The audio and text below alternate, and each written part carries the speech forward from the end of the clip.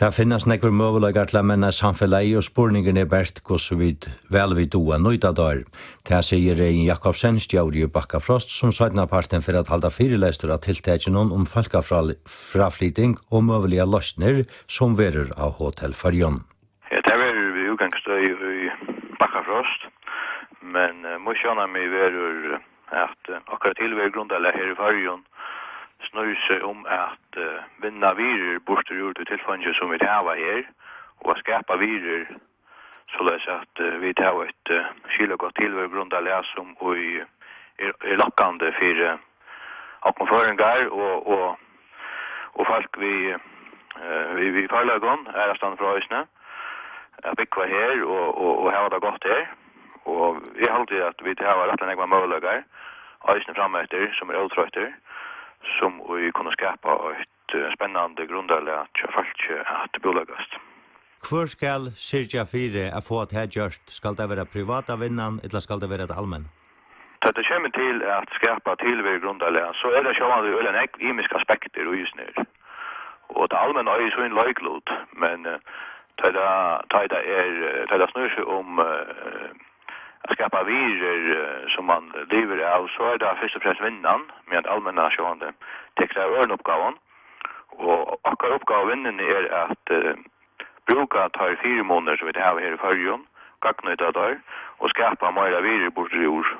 Och vi utgångsstår i Bakkafrost så för att gröja från hur vi gör det här, och ösning så vi kunde göra det en bättre framtid. Hver er det den sart og målagar endeldøms og tøynare vinn og elvinn?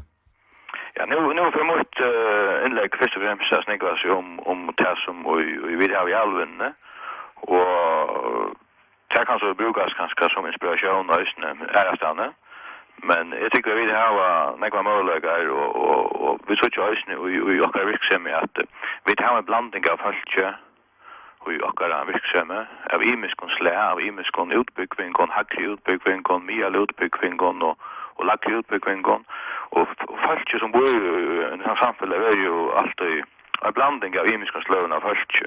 Det är inte bara att slä folk. Och det är det som är gott vi har slä av vänner, att vi tar bruk för alla möjliga slöven av folk. Och det är sorgsliga av vänner som jag alltid att vi då har läggat det av männa här i Färjön som gör kappingar 4 mån och skapar högvirer till samhället. Men är det nekva vänner som talar kan vara om?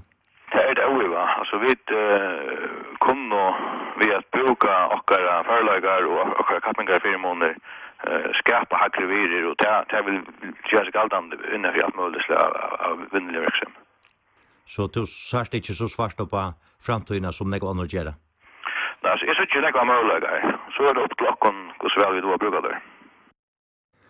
Säger Rein Jakobsen, stjåri i Bakkafrost. Her er Rekvi og Høgne Reistrups skipa 4 tiltagen. Det har vært høyre som her 4 grove bøtjene exit førjar ut.